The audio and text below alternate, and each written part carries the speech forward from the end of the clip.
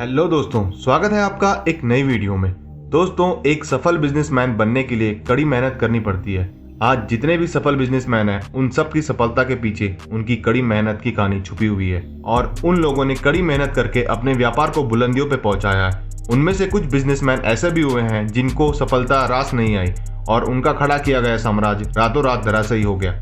जो लोग महंगी गाड़ियों और महंगे घरों में रहते थे, आज उनके खाने के लाले पड़े हुए हैं। आज हम आपको ऐसे ही कुछ लोगों के बारे में बताने वाले हैं जिन्होंने बहुत ही कम समय में आसमान की बुलंदियों को छुआ, लेकिन उनको अर्श से फर्श तक आने में समय नहीं लगा।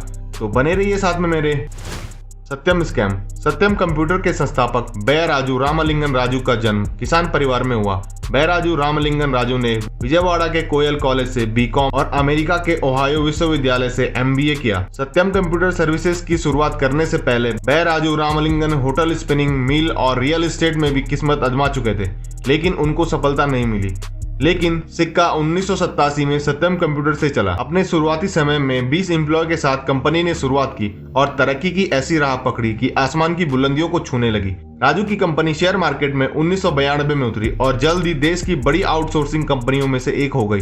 1999 में Y2K बग ने दुनिया भर के देशों के आईटी सेक्टर में खौफ पैदा कर दिया, जिसका फायदा सत्यम कंप्यूटर्स ने उठाया और सत्यम को इन्फोसिस, विप्रो, टीसीएस के समक्ष लाकर खड़ा कर दिया। लेकिन सत्यम के बुरे दौर की शुरुआत तब हुई जब 2008 की मंदी का दौर आया और 7 जनवरी 2009 को रामलिंगन राजू ने कंपनी और हिस्सेदारों के नाम एक पत्र लिखते हुए बताया कि कैसे उसने कंपनी के आंकड़ों में हेराफेरी की और मुनाफे को बढ़ा चढ़ाकर दिखाया। इसके बाद कुल 14,000 करोड़ का घोटाला सामने आया, जिससे कि लाखों शेयर धारकों की नींद उड़ गई। 6 जनवरी 2009 को कंपनी के शेयर की कीमत 178.95 रुपए थी, लेकिन अगले ही दिन इस घोटाले की खबर के बाद इसकी कीमत गिरकर सिर्फ 40.25 रुपए रह गई। 6 जनवरी 2009 को सेंसेक्स 10,335.93 के स्तर पर बंद हुआ था, लेकिन अगले ही दिन 7 जनवरी 2009 को इस घोटाले से मार्केट में 749.05 अंकों की गिरावट देखी गई। 7 जनवरी 2009 को सेंसेक्स 9,586.88 के स्तर पर बंद हुआ। रामलिंगन राजू को आईपीसी की धारा 120B, 420 और 409 के तहत दोषी करार दिया गया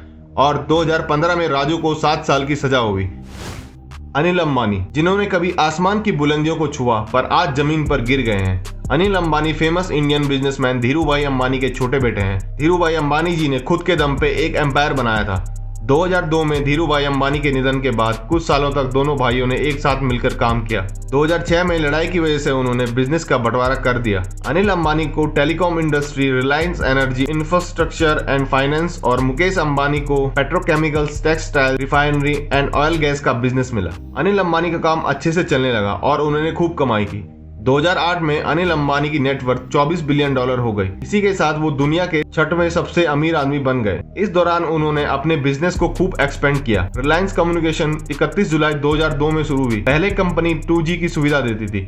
फिर 2010 में स्पेक्ट्रम एक्शन आने के बाद रिलायंस कम्युनिकेशन ने इंडिया में 3G लाने का लाइसेंस 5,863.3 करोड़ रुपए में लिया और देश के 3 शहरों में 3G की सुविधा देने लगे। फिर मई 2020 तक टेलीकॉम इंडस्ट्री में 3G सर्विसेज के प्राइस 61% तक कम हो गए। रिलायंस कम्युनिकेशन की वजह से 2G एंड 3G नेटवर्क लोगों के बीच बहुत ज्यादा फेमस हो गए। 2007 में अनिल अंबानी की कंपनी आरकॉम का शेयर प्राइस 766 रुपए पर शेयर था, जो कि आज ₹1 हर शेयर के हिसाब से भी नहीं रह गए। अनिल अंबानी अपने बिजनेस को एक्सपेंड करने में इस कदर डूब गए थे, उन्हें समझ नहीं आ रहा था कि उनकी कंपनी पर कर्ज बढ़ता ही जा रहा है। इसी वजह से रिलायंस पावर का कर्जा पिछले 10 सालों में 500 करोड़ से बढ़कर 31,700 करोड़ हो गया। आरकॉम के लिए भी उन्होंने बहुत सारा कर्जा लिया था। पावर और टेलीकॉम इंडस्ट्री में इतना चैलेंज होने के बावजूद अनिल अंबानी कई और इंडस्ट्री में बिजनेस करने लगे, जैसे कि cement, defence, infrastructure, media and entertainment. Business बढ़ाने के लिए मिस्टर अंबानी ने कई इंडियन कंपनी के साथ साथ फॉरेन कंपनी और बैंक से भी कर्जा लिया। स्वीडिश कंपनी इरेक्सन, चाइना के कई बैंक जैसे China development bank, Exim bank China, industrial and commercial bank of China से भी काफी ज्यादा कर्ज ले लिया। कर्ज इतना ज्यादा हो गया कि उसे चुकाना मुश्किल हो गया। इसके बाद स्वीडिश कंपनी इरेक्सन ने रिलायंस टेलीकॉम को इंसॉल्वेंट घोषित करने के लिए 3 पिटीशन फाइल किए। इन पिटीशन को NCLT, national company law tribunal ने एक्सेप्ट कर लिया। फिर तो अनिल अंबानी की जेल जाने तक की नौबत आ गई थी। इसके बाद उनके बड़े भाई मुकेश अंबानी ने उनकी बेल करवाई और 580 करोड़ रुपए की मदद की। इस समय रिलायंस कम्युनिकेशन पर टोटल 66,000 करोड़ का कर्ज है। आरकॉम बैंकरप्ट होने की कगार पे है। बहुत ज्यादा कर्ज हो जाने और खराब मैनेजमेंट की वजह से आज अनिल अंबानी बुरे दौर से गुजर रहे हैं। सहारा इंडिया। दोस्तों, सहारा इंडिया को तो कौन नहीं जानता।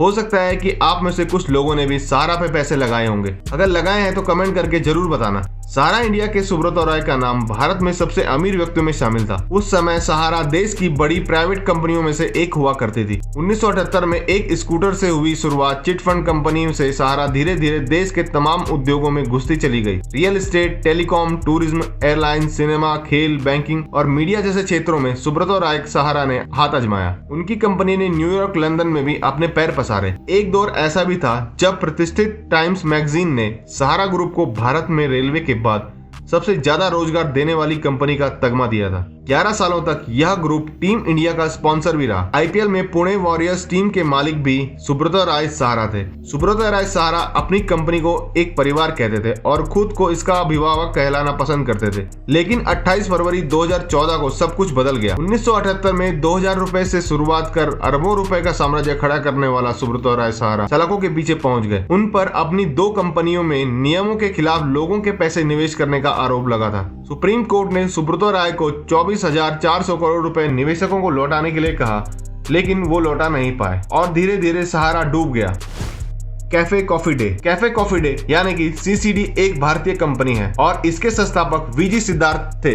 वीजी सिद्धार्थ ने 1996 में इस कंपनी की नींव रखी थी। वीजी सिद्धार्थ अपनी पढ़ाई पूरी करने के बाद बिजनेस करना चाहते थे, लेकिन उनके पिता चाहते थे कि वे नौकरी करें। जब सिद्धार्थ नहीं माने तो उनके पिता ने उन्हें करीब 7 लाख रुपए दिए, जिससे सिद्धार्थ ने जमीन खरीद ली। सिद्धार्थ ने बीएसई यानी बॉम्बे स्टॉक एक्सचेंज से जुड़ी एक कंपनी में करीब 2 साल तक काम किया। 2 साल की नौकरी के बाद वो उब गए और बेंगलुरु वापस आ गए। सिद्धार्थ ने यहाँ पर C1 सिक्योरिटी प्राइवेट लिमिटेड नाम की एक कंपनी खोली और कंपनी से जो मुनाफा हुआ उससे कई कॉफी के बागान खरीदे। साल 1996 में सिद्धार्थ ने कॉफी डे ग्लोबल लिमिटेड नाम की कंपनी शुरू की। वो खुद एक कॉफी उत्पादक थे। उन्होंने इस बिजनेस को बड़े स्तर पर ले जाने का सोचा। 1996 में ही 1.5 करोड़ के निवेश के साथ सीसीडी की शुरुआत की गई।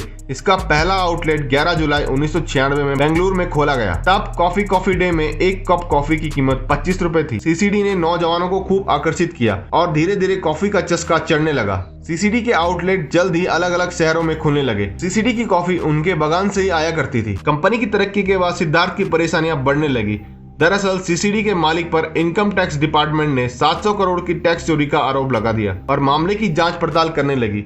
बिजनेस बढ़ाने के लिए सिद्धार्थ ने बाजार से काफी कर्ज ले लिया था। कहते हैं कि 2019 तक कंपनी 6,547 करोड़ रुपए के कर्ज के तले डूब गई थी। कर्ज को कम करने के लिए सिद्धार्थ ने माइंडट्री नाम की आईटी कंपनी के 20.32% शेयर बेच डाले, जिससे 3,200 करोड़ का कर्ज कम हुआ। लेकिन अभी भी 3,347 करोड़ रुपए का कर्ज बाकी था। इनकी टेंशन इस कदर बढ़ी कि सिद्धार्थ ने 2019 में नदी में कूदकर अपनी जान दे दी। हालांकि उनकी मौत के बाद उनकी पत्नी मालविका हेगड़े ने कंपनी की बागडोर अपने हाथ में ली और कर्ज उतारने पर जोर दिया और वो इसमें कामयाब भी रही। मेहुल चोकसी का जन्म 5 मई 1959 को मुंबई में हुआ था। वह एक शाकाहारी जैन परिवार से थे और उसने गुजरात के पालनपुर में स्थित जीडी मोदी कॉलेज में कॉमर्स में ग्रेजुएशन किया था। उसने साल 1975 में जेम्स और ज्वेलरी सेक्टर में अपने करियर की शुरुआत की और साल 1985 में अपने पिता से गीतांजलि जेम्स के कारोबार की डीलरशिप हासिल की। मेहुल चोकसी अक्सर मुंबई के ग्रैंड हयात होटल के इटालियन रेस्टोरेंट में देखा जाता था।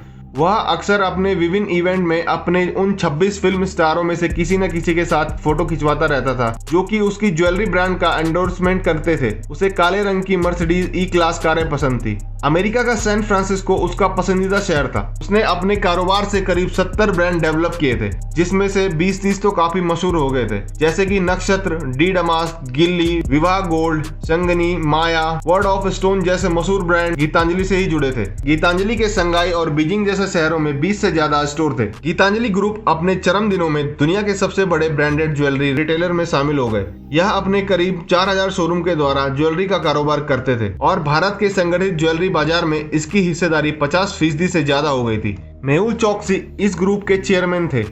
गीतांजलि जेम्स बीएससी और एनएससी में लिस्टेड थी। इसका सालाना 13,000 करोड़ रुपए से ज्यादा का कारोबार था, लेकिन अब कारोबार बंद है। मेहुल चोकसी ने हैदराबाद में स्थित एक स्पेशल इकोनॉमिक जोन डेवलप किया था, जिसके बिजनेस में ब्रांडिंग और वैल्यू चेन पर खासा जोर था। उसने ब्रोकर्स, मिडिलमैन, फैक्ट्री, होलसेलर जैसी सारी बीच की कड़ियों को खत्म करते हुए सीधा अपने शोरूम से बिक्री का मॉडल शुरू किया था और इस तरह मुनाफे में काफी बढ़ोतरी की थी। उसने कई यूरोपीय ब्रांड से टाई अप किए और उनको भारत में अपना कारोबार फैलाने में मदद की। मेहुल चोकसी और उसकी कंपनी गीतांजलि जेम्स पर यह आरोप है कि उसने पंजाब नेशनल बैंक के कुछ अधिकारियों के साथ मिलकर 14,000 करोड़ रुपए से ज्यादा का घोटाला किया। उन्होंने फर्जी तरीके से बार बार बैंक से लेटर ऑफ अंडरटेकिंग LOU हासिल की और फॉरेन लेटर ऑफ क्रेडिट में भी बढ़त करते रहे। इसकी वजह से बैंक को 14,000 करोड़ रुपए का नुकसान झेलना पड़ा।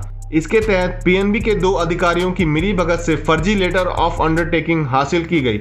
यह अंडरटेकिंग इंडियन बैंक के नाम पर था। अंडरटेकिंग एक तरह से PNB द्वारा दी जाने वाली गारंटी थी। इस अंडरटेकिंग का मतलब इतनी राशि का कर्ज देना था जिसका इस्तेमाल 1 साल के लिए मोतियों के आयात के लिए किया जाना था। इसमें भी रिजर्व बैंक के नियम का उल्लंघन किया गया, क्योंकि नियम के मुताबिक इस LOU का इस्तेमाल सिर्फ 3 महीने तक के आयात के लिए किया जा सकता है। यह LOU ब्रिटिश, इंग्लैंड और कई अन्य देशों की फर्जी कंपनियों के नाम पर भी जारी किए जा रहे थे। चोकसी को भारत सरकार ने भगोड़ा घोषित कर दिया है।